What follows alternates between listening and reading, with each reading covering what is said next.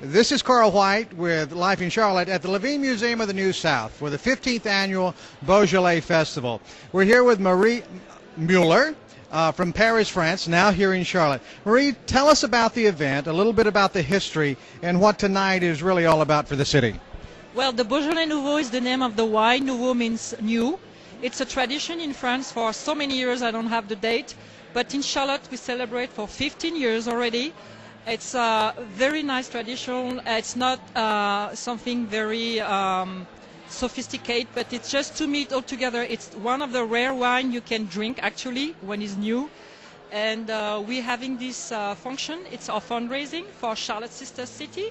Limoges is Charlotte's sister city of Charlotte. And with the Alliance Française. Alliance Française is in Charlotte for more than 50 years. And we promote the French culture and the French language. Et voilà. We're here with Alan Gordon. Alan is the co-chair of the Charlotte International Cabinet. Alan, tell us why you're here tonight and what this event is all about and from your perspective. Well, thank you, Carl. It's a great event tonight. We have an event that's been successful and a lot of fun for many years. We have the Nouveau Beaujolais Festival. So the Alliance Française and Charlotte Sister Cities have been working on that together for several years. And Charlotte Sister Cities and the Mayor's International Cabinet have recently merged. So we are now called the Charlotte International Cabinet. And this is just one of the many things that we sponsor and we help bring to the city of Charlotte and we help publicize. So it's just a great event, and I'm glad we have so many people here tonight.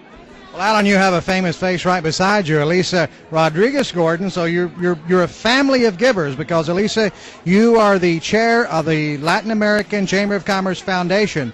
So what's it like for you coming from the Latin American Chamber of Commerce Foundation, from that culture, and supporting cross-culturally? How important is that? Oh, I think it's terribly important, Carl, because we have to help each other. This is an international community that is growing, that is thriving, and the more events we attend to and the more awareness we create in the community of all the great things we're doing, I think it's best for the city and best for everybody that lives here.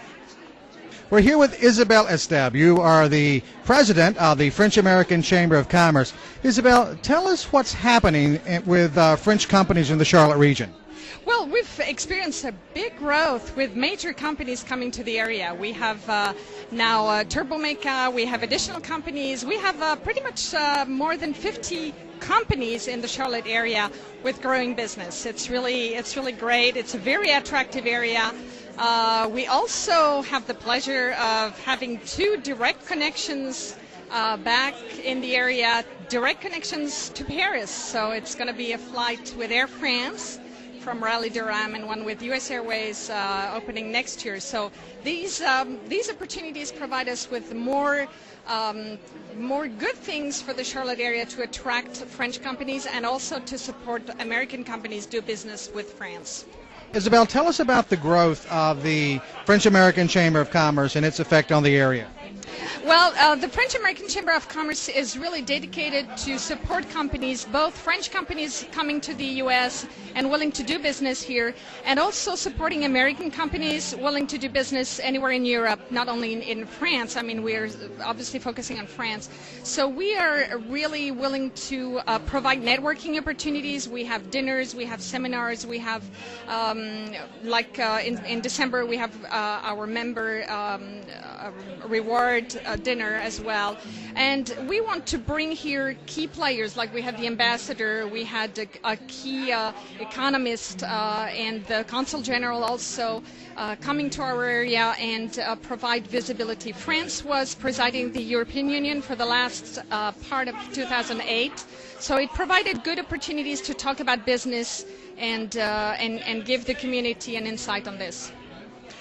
We're here with Christiana, the president of Alliance Française, and the mastermind, I suppose, or at least part of the mastermind behind the Beaujolais event that we're at now. Why don't you tell us a little bit about the event and what it's like to put this event on? Well, this is our 15th event that we've had, and this is the first time I've been co-chairing this event with Elena, but I've been working for this event for many years now. It requires a lot of logistics, you know, securing food and donations, wine, support from money, items for our silent auctions. It's a lot of work, and we work on this for about 4 or 5 months before the event happens, and we have a full committee and board of dedicated volunteers that help us do that.